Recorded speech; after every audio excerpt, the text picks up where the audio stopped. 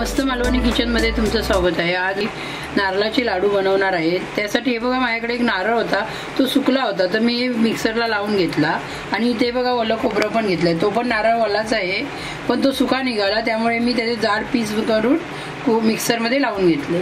तर आता हे सर्व खोबरं आपण एका कढईमध्ये घालून भाजून घेऊया। जास्त भाजायचं नाही आपल्याला। तर तुम्ही बघू शकता, हे बघा मी सर्व खोबरं कढईमध्ये घालून घेतलंय आणि आता आपण मीडियम गॅसवरती याला भाजून घेऊया। तर तुम्ही बघू शकता, हे बघा ह्या पद्धतीने आपल्याला खोबरं भाजून घ्यायचं आहे। माझ्याजवळ मनुका होती, मी मनुका घालून घेते त्यामध्ये। तुमच्याजवळ असेल तर मनुकाचा वापर करा, नाही केला तरी चालेल। नुसते खोबऱ्याचे लाडू खूप छान बनतात। तुम्ही बघू शकता, हे बघा या पद्धतीने आपल्याला खोबरं भाजून घ्यायचं आहे सर्व, आणि हे खोबरं भाजून तयार झालेलं आहे। एका प्लेटीमध्ये मी काढून घेते। तुम्ही बघू शकता, हे बघा मी खोबरं भाजून घेतलंय। आता आपण हे साईडला ठेवूया आणि गुळाचा पाक बनवून घेऊया। तर तुम्ही बघू शकता, हे बघा 2 वाटी खोबरं होतं, 1 वाटी गुळ घेतलाय आणि आपण गुळाचा पाक बनवून घेऊया। मध्ये तुम्ही बघू शकता, हे बघा 2 चमचे पाणी घालून घेते आणि हा बघा पाक बनवून घेऊया। आपल्याला फास्ट गॅसवरती पाक बनवायचा नाहीये, मीडियम गॅसवरती बनवायचा आहे। आणि मी त्याच कढईमध्ये पाक बनवून घेते आहे। तर तुम्ही बघू शकता, हे बघा गुळ वितळत आहे, थोडा वितळला आहे, तर आपण गुळ पूर्ण वितळून घेऊया। तुम्ही बघू शकता, आपल्याला फक्त गुळ वितळून घ्यायचा आहे। गुळ वितळलेला आहे। आता आपण हे खोबरं जे भाजून घेतलं होतं ते सर्व घालून घेऊया त्यामध्ये। तुम्ही बघू शकता, हे बघा सर्व आपल्याला असं मिक्स करून घ्यायचं आहे।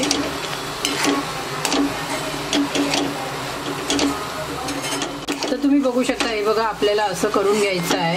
आता त्यामध्ये आपण वेलची पावडर घालून घेऊया। शकता, हे बघा आपल्याला खोबरं आणि गुळ असा बनवून घ्यायचा आहे, कलर असा आला पाहिजे। आता त्यामध्ये आपण वेलची पावडर घालून घेऊया। हे बघा पावडर व्यवस्थित मिक्स करून घेऊया आणि गॅसची फ्लेम आता बंद करूया। तर तुम्ही बघू शकता, हे बघा आपल्याला असं ताटामध्ये काढून घ्यायचं आहे आणि थोडं थंड झाल्यानंतर आपण लाडू बांधूया। हे बघा मिश्रण जे होतं खोबरं गुळाचं ते थंड झालेलं आहे। इथे मी हे बघा काजूचे तुकडे घेतले आहेत। आता आपल्याला छोटे छोटे लाडू बनवून घ्यायचे आहेत। हे बघा छानपैकी लाडू बनतात। तर मी इथे हे बघा हे थोडं असं लावून घेणार आहे आणि बघा छानपैकी असे लाडू बनवणार आहे। तुम्ही बघू शकता, हे बघा छोटे छोटे असं लाडू बनवून घ्यायचे आहेत आपल्याला।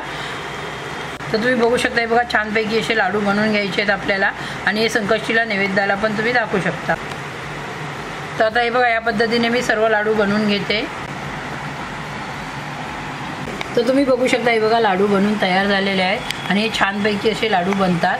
तर मी तुम्हाला एक तोडून दाखवते, हे बघू शकता तुम्ही, हे बघा छानपैकी असे लाडू बनतात। हे तुम्ही नैवेद्यासाठी असं बनवून दाखवू शकता। तुम्हाला ही माझी रेसिपी आवडली असेल तर माझ्या चॅनलला सबस्क्राईब करा, लाईक करा, जास्तीत जास्त शेअर करा। धन्यवाद।